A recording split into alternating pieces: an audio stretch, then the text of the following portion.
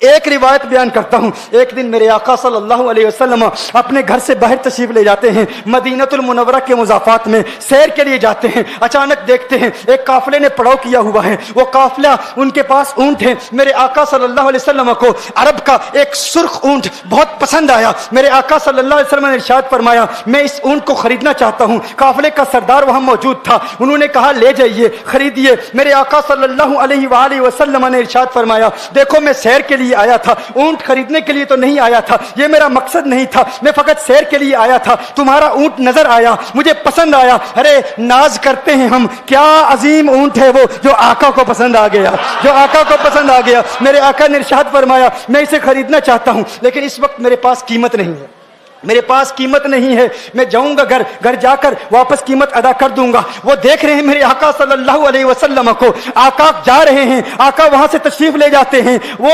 آقا کو کہتے ہیں آپ لے جائیں, اونٹ آپ لے جائیں. آقا کے حسن کے جلوے دیکھ رہے ہیں, اس وقت تک آقا کو دیکھ رہے ہیں جب تک آقا ان کی آنکھوں سے اوجھل نہیں ہو جاتے. جب آقا ان کی آنکھوں سے اوجھل ہو جاتے ہیں تو اچانک ایک شخص پوچھتا ہے, ارے یہ کون آیا تھا, یہ آنے والا کہاں سے آیا تھا؟ کہا جانے کہاں سے آیا تھا, ہم اسے نہیں جانتے. کہا اونٹ خرید کے لے گیا, قیمت دی, کہا نہیں دی. کہا کیا کیا, کہا ادھار. کہا ادھار دیا. نام جانتے ہو, نام نہیں جانتے. ایڈریس جانتے ہو, ایڈریس نہیں جانتے. پتا ہے کون ہے, نہیں پتا. کوئی ضامن نہیں, کوئی ضمانت دینے والا نہیں, کوئی چیز گروی رکھی, گروی بھی نہیں رکھی. عرب کا سرخ اونٹ انتہائی مہنگا اونٹ ہوتا ہے. علماء جانتے ہیں سرخ اونٹوں کی قیمت کیا ہے. کوئی بندہ آئے جس کا نام پتا نہیں, ایڈریس پتا نہیں کہاں رہتا ہے, کہاں سے آیا ہے, اپنا اونٹ, ان کا اونٹ وہ لے کے چلے جاتے ہیں, ادھار لے کے جاتے ہیں, نام بھی نہیں بتاتے, ایڈریس بھی نہیں بتاتے. کہا تمہیں کیا ہو گیا تھا, تم نے اپنا اونٹ یوں ہی دے دیا؟ ایک شخص بولا, ارے تم کہتے ہو کہ اس کا نام پوچھتے, اس کا پتہ پوچھتے,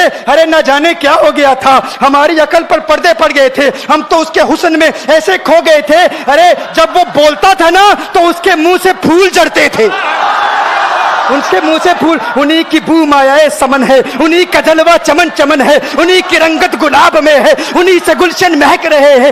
گل ہے لبہائے نازک ان کے, ہزاروں جھڑتے ہیں پھول جن سے گلاب گلشن میں دیکھے بلبل, یہ دیکھ گلشن گلاب میں ہے, یہ دیکھ گلشن گلاب میں ہے. ایک شخص بولا, ارے نادانو, اتنا مہنگا اونٹ یوں ہی دے دیا, پتہ بھی نہیں پوچھا, نام بھی نہیں پوچھا, ایڈریس بھی نہیں پوچھا. ایک شخص بولا, تم کہتے ہو ایڈریس پوچھتے اور تم کہتے ہو کہ تم اس کے میٹھے بول سن رہے تھے. ارے میں تو اس کے کنڈل زلفوں کو دیکھ رہا تھا, ان کے زلفوں کے پیچ و خم میں ایسا گم ہو گیا تھا, ان کے حسن میں. گویا کہ اعلی حضرت یہی فرماتے ہیں نا, لم یاتی نذیر کفی نظر مثلے تو نشد پیدا جانا, جگراج کو تاج تو رے سرسو ہے تجھ کو شہید و سرا جانا, انفی اتش و سخا کا اتم ہے, گیسو پاک ہے ابر کرو, ہے گیسو پاک ہے ابر کرو, پر سنہارے رم جم دو بوند ادھر بھی گرا جانا, انفی اتشن و سخا کا اتم. اور ایک پنجابی شاعر نے کہا, مکھ چند بدر شاہ شانی,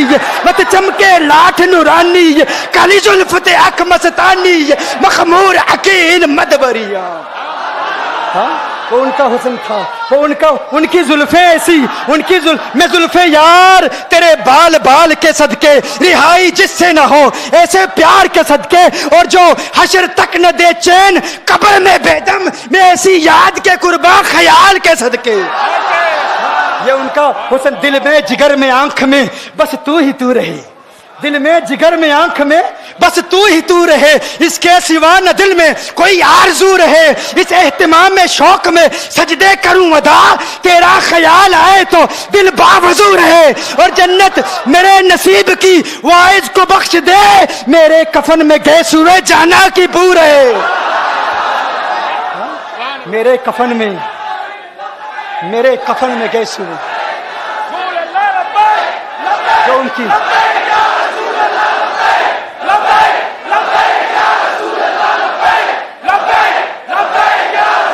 جو ان کی زلفوں کے اسیر ہو جاتے ہیں, جو ان کی زلفوں کو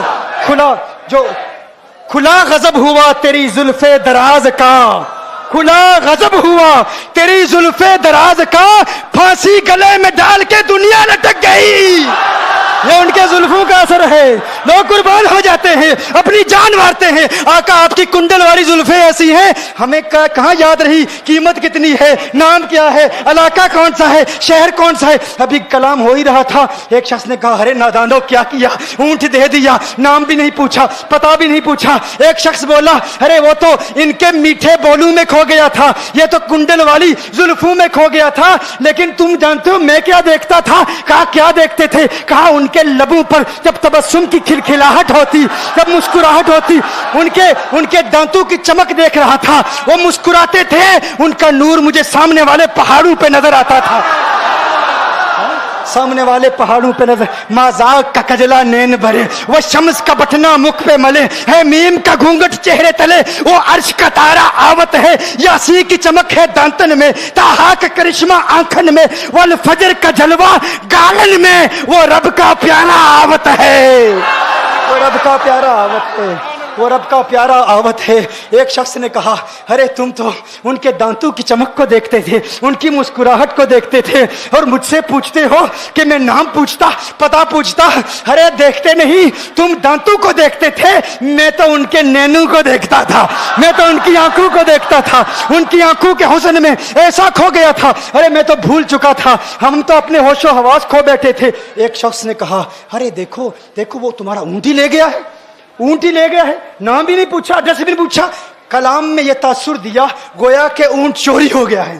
اچانک خیمے سے ایک عورت کی آواز آتی ہے, خیمے سے ایک عورت کی آواز آتی ہے. وہ کہتی ہے خبردار, انا دامنۃ لثمن جبنکم. ایک عورت کہتی ہے خبردار, کوئی یہ نہ کہے اونٹ چوری ہو گیا ہے, میں ضمانت دیتی ہوں تمہارے اونٹ کی قیمت کی. اگر قیمت ادا نہ کی تو میں کروں گی, میں ضمانت دیتی ہوں, میں ضامن ہوں. کہا شکر ہے کوئی تو جانتا ہے اس کو, شکر ہے کوئی تو اس کو جانتا ہے, کوئی تو پہچانتا ہے. کوئی اور ضامن نہیں تھا, ضمانت دینے والا نہیں تھا. شکر ہے تم جانتی ہو. کہا نہیں جانتی تو میں بھی نہیں ہوں, کون ہے مجھے بھی نہیں پتا کون ہے. کہا پھر ضمانت کاہے کی, کیوں ضمانت دے رہی ہو؟ اس نے کہا ہوا یہ کہ جب وہ تم سے باتیں کر رہا تھا نا تو خیمے کی اوٹ سے میں نے اس کا حسین چہرہ دیکھ لیا. ارے ارے سنو سنو سنو سنو سنو سنو, کہا جس کا چہرہ اتنا حسین ہے وہ جھوٹا نہیں ہو سکتا, وہ جھوٹا نہیں ہو سکتا, وہ جھوٹ نہیں بول سکتا. میرے آقا کا حسن ہی ایسا ہے. تم کہتے ہو تم ان کی طرح ہو, ذرا تم بھی کہیں خریدنے کے لیے کچھ جاؤ, دیکھتے تیرے چہرے کا حسن دیکھ کر کون ضمانت دیتا ہے, کون ضمانت دیتا ہے. ابھی بات ہو ہی رہی تھی نا, ابھی کلام ہو رہا تھا, اچانک میرے آقا کے غلام آ گئے. اچانک صحابہ قیمت لے کر, کون ہے جس نے آقا کو اونٹ دیا ہے؟ یہ ضیافت کے لیے چند کھجوریں بھی لے لو, کھجوریں بھی رکھ لو, اور یہ قیمت بتاؤ. انہوں نے کہا قیمت, اب قیمت کو چھوڑو, اب سودے کو چھوڑو. کیوں؟ اب ہمارا سودا بازار مصطفیٰ میں ہو چکا, اب ہمارا ارے قیمت کو بھول جاؤ, قیمت کو چھوڑو, اب ہمارا سودا ہو چکا. ارے کیا ہوا, کیسے؟ کہا بتاؤ وہ سونا تھا کہاں سے, وہ منمونا کہاں سے آیا تھا؟ ارے ہم تو اس کا آنا جانا دیکھ رہے تھے, ہم تو دیکھتے ہی رہ گئے. ایک ماہ عدن, نورانی بدن, نیچی نظریں, سب کی خبریں. ایک ماہ مدن, نورانی بدن, نیچی نظریں, سب کی خبریں. وہ دکھا کے پون, وہ سنا کے سخن, مورا پھونک گیا سب تن من دن, مورا پھونک گیا. کہا وہ سونا تھا کون بتاؤ؟ ارے کہا وہ دیکھتے نہیں, وہ کھجوروں کا جھنڈ نہیں دیکھتے, ارے وہی تو مدینہ المنورہ ہے. اپنی قسمت پہ ناز کرو, یہ وہی محمد عربی ہے. ارے جن کی عظمتوں کے ترانے دنیا لاپ رہی ہے, تم خوش بخت ہو, تم مدینے کے قریب آ گئے ہو. کہا پھر لے جاؤ.